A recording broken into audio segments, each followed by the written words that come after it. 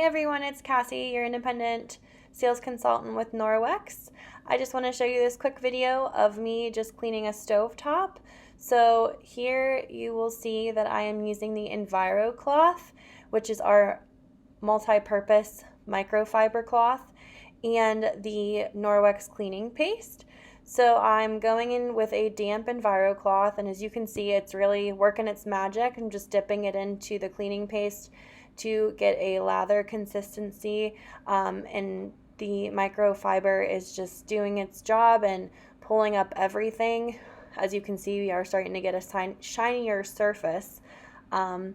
So then later on, which should be coming up here shortly, I go in with a window cloth just to spot check it and make sure that I've gotten everything. So that'll be popping up here in a second. That's going to be the pink cloth.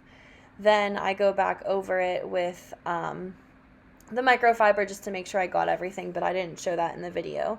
So almost done, cleaning it up, touching it up, seeing what we're working with, but everything looks pretty clean. And that's about it. So I hope you enjoyed the video.